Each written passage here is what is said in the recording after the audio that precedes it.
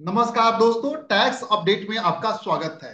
तो आज हम लोग बात करेंगे आईटीआर एक्सेल यूटिलिटीज में आए हुए चेंजेस पे। तो ये असेसमेंट ईयर 2025-26 में क्या क्या आईटीआर फॉर्म में चेंजेस आए हैं और एक सैलरी पर्सन या फिर अदर टैक्स पेयर को क्या जानना जरूरी है, तो इस पर हम आज चर्चा करेंगे।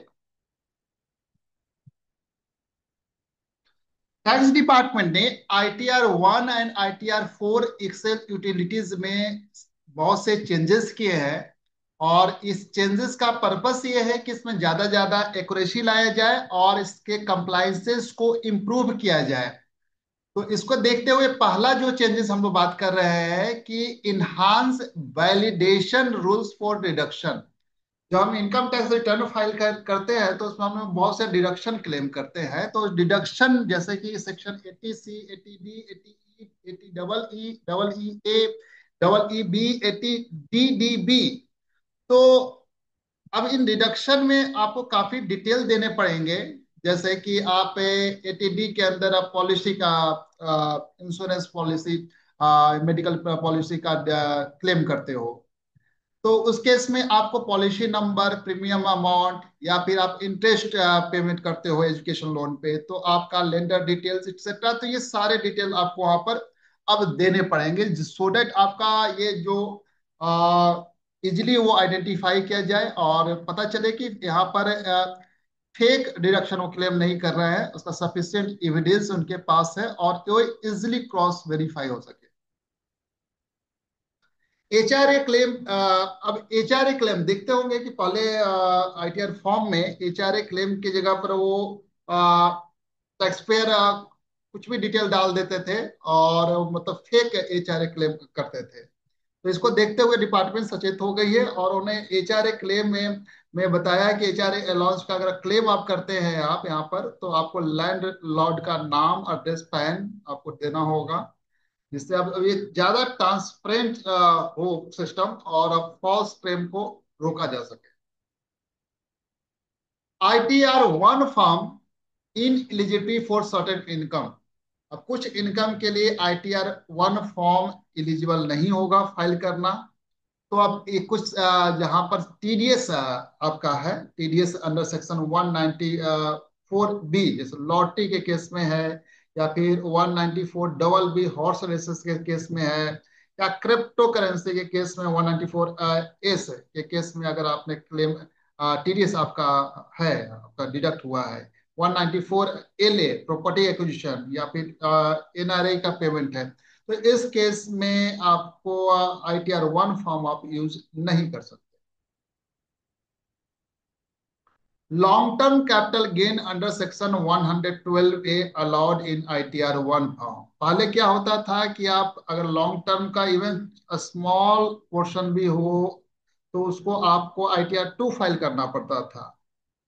तो अब देखा ये है कि एग्जाम्पशन भी आपको 1 लाख से 1.25 लाख का लॉन्ग टर्म कैपिटल गेन में किया गया है। तो अब 1.25 लाख तक जो लॉन्ग टर्म कैपिटल गेन है वो अब आईटीआर 1 फॉर्म में आप रिपोर्ट कर सकते हैं। इससे स्मॉल रिटेल इन्वेस्टर को काफी बेनिफिट होगा। अब एक नया रिक्वायरमेंट है कि टीडीएस सेक्शन का डिस्क्लोजर मैंडेटरी है आईटीआर फॉर्म में। तो टीडीएस सेक्शन ईच इनकम का को आपको मेंशन करना पड़ेगा यहाँ पर। ये सारे फॉर्म आईटीआर 1, 2 और 3 और 5 में अप्लीकेबल है। तो इससे ये मदद होगा कि आपका टीडीएस का मैचिंग फॉर्म 26A से आपका मैच होगा, तो मिस मैचेस नहीं आएंगे। Form number 16 reflects higher deduction. Form number 16 budget 2024 को में जो चेंजेस आए हैं स्टैंडर्ड डिडक्शन को, तो उसको आप इनकॉर्पोरेट करना है फॉर्म नंबर 16। तो आप जैसे 50,000 से 75,000 स्टैंडर्ड डिडक्शन हो गया है, तो अब इसको आपको फॉर्म 16 में अकॉर्डिंगली आपको डिडक्शन देना है। तो form 16 updated for the correct reflection. तो इम्प्लॉइज को अब फॉर्म 16 में ये डिटेल आपको प्रॉपरली चेक कर लेना है हमारा प्रॉपर डिडक्शन यहाँ पर दिखाया गया है कि नहीं दिखाया गया। इसको देखते हुए डिपार्टमेंट ने due date of return filing जो 31 जुलाई है उसको बढ़ा दिया है और 15 सितंबर तक इसका डेट दिया है, जिससे टैक्स पेयर और प्रोफेशनल को ज्यादा से ज्यादा समय मिल पाए। और जो ये आईटीआर जो चेंजेस किए गए हैं, तो इसको इसमें अ, सही से आप रिपोर्ट कर सके। चेंजेस को इनकॉर्पोरेट किया गया फॉर्म में। तो ये रिकमेंडेशन दिया जाता है टैक्स पेयर को कि अभी रिटर्न फाइलिंग में 15 जून तक वेट करें, उसके बाद फॉर्म फाइल करें। अ, आप प्रॉपर फॉर्म 16 फॉर्म का वेट कर ले, फॉर्म 16 मिलने आपको मिल जाए। अदर केसेस में फॉर्म 16 है। एसएफटी रिक्वायरमेंट देखिए, ये पूरा डिस्क्लोज हो चुका है, स्टेटमेंट ऑफ फाइनेंशियल ट्रांजेक्शन आपका 26 AS और TIS में। तो यहाँ से डिटेल आप देख लीजिए। और उसके बाद आईटीआर फाइलिंग आप एक्यूरेट और कंप्लीट रूप से कीजिए। अदरवाइज कोई इंफॉर्मेशन अगर छूट जाते हैं तो फिर आपको यहाँ पर नोटिस आ सकते हैं। तो ये चेंजेस जो लाए गए हैं, इससे ट्रांसपेरेंसी बढ़ेगी और गलतियां कम से कम होगी। और फाइलिंग करने के पहले सारे अपडेट से को आप जानिए, और अगर जरूरत पड़े तो टैक्स कंसल्टेंट प्रोफेशनल की मदद भी लीजिए। Thank you so much for watching this update. In case of any query or doubt, you may give your query and doubt in comments box, or on given number, you drop a message. Thank you so much.